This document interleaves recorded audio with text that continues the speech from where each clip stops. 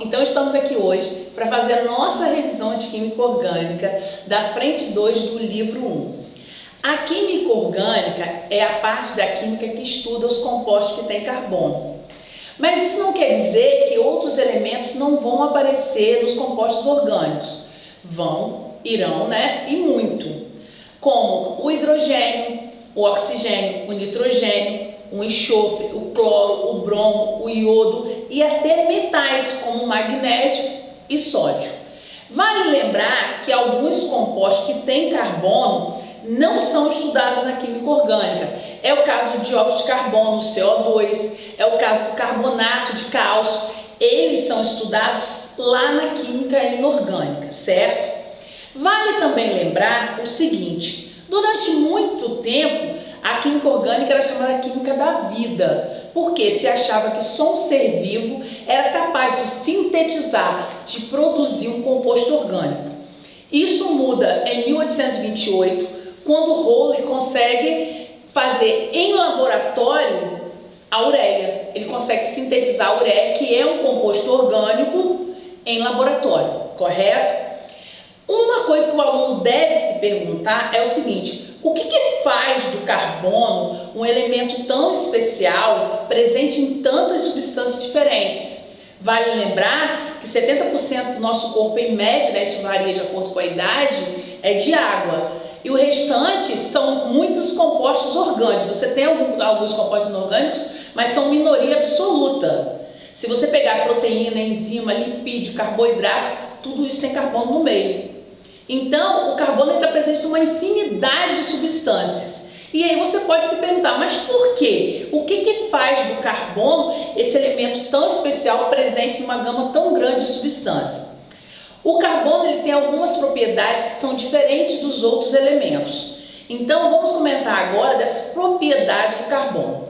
A primeira propriedade não é nem tão singular assim. O carbono é tetravalente. Isso significa que para ficar estável, ele deve fazer 4 ligações. Você até encontra na tabela outros elementos que também fazem 4 ligações. Também ficam estáveis fazendo essas 4 ligações. Mas se você observar a segunda propriedade, ela já é muito diferente. O carbono é o único elemento da tabela em que os átomos são capazes de se unir, formando as chamadas cadeias carbônicas. Na segunda parte, nós vamos comentar o que é uma cadeia carbônica, mas eu quero que você saiba desde já que os átomos de carbono são capazes de se unir, formando as chamadas cadeias carbônicas. Outra propriedade muito particular do carbono é a facilidade com que ele faz ligações duplas e ligações triplas. Aí muitos alunos falam assim: Carlinhos, mas eu esqueci o que é uma ligação dupla, o que é uma ligação tripla. Observe aqui esses dois carbonos. Em vez de compartilhar um único par de elétrons, eles estão compartilhando 2 pares de elétrons. Isso é uma ligação dupla. Então, o carbono é tetravalente, faz 4 ligações. Os átomos de carbono se unem formando cadeias carbônicas e o carbono tem essa facilidade de fazer ligação dupla, em vez de compartilhar um par de elétrons, compartilhar 2, ou uma ligação tripla, onde vai ocorrer o compartilhamento de 3 pares de elétrons, certo? Quando você vai estudar química orgânica, aparecem muitas fórmulas diferentes, aparecem representações diferentes, formas de representar diferentes.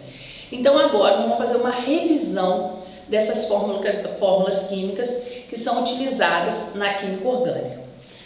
A fórmula eletrônica de Lewis, ela representa os elétrons como uma bolinha ou às vezes um xizinho.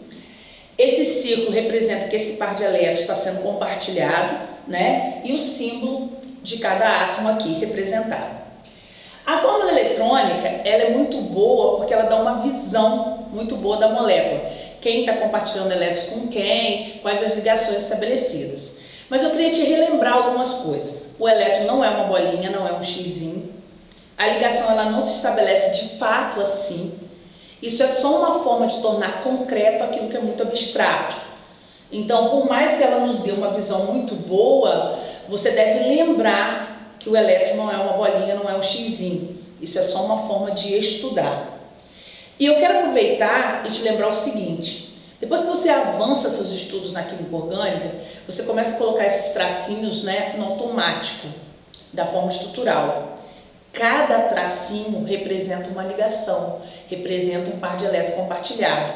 Então é como se aqui eu tivesse um tracinho, aqui dois tracinhos, aqui um tracinho. Esse tracinho vai representar um par de elétrons compartilhado.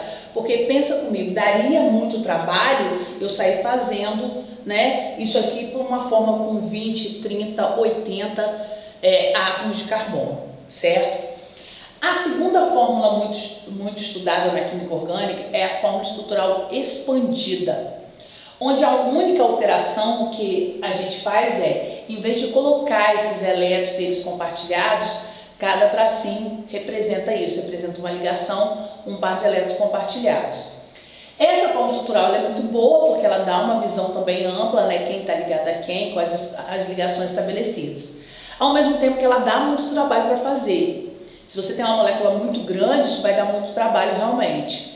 Então, muitas vezes, a opção é usar a fórmula estrutural simplificada, onde os hidrogênios são agrupados. Então, veja, se aqui eu tenho 2 hidrogênios, eu escrevo CH2 ou H2C. Os alunos perguntam muito isso. Para escrever H2C e CH2 é a mesma coisa? Sim. Significa que nesse carbono eu tenho 2 hidrogênios ligados. A fórmula molecular, ela só dá 2 informações. Quantos átomos de carbono eu tenho? 3. Quantos átomos de hidrogênio eu tenho? 6. Então, a fórmula molecular ela só diz quem são os elementos presentes e quantos átomos de cada elemento eu tenho na molécula. Então, ela não dá muito trabalho, mas ao mesmo tempo ela não dá a visão de quem está ligado a quem.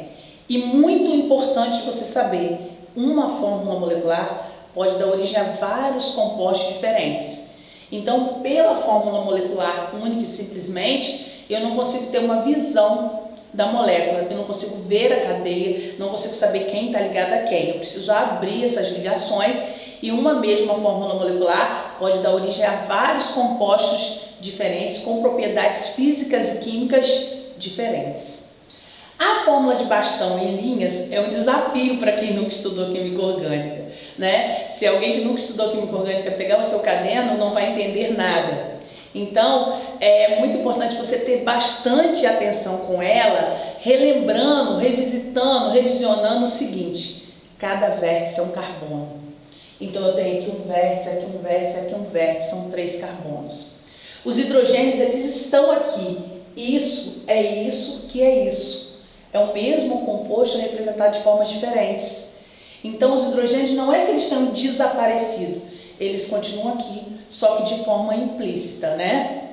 Se aparecer, se tiver no composto um elemento diferente, um cloro, um bromo, um iodo, um flúor, aí sim, você tem que representar o símbolo desse elemento, porque o aluno não vai adivinhar, certo? Então é isso, voltamos daqui a pouco com a parte 2.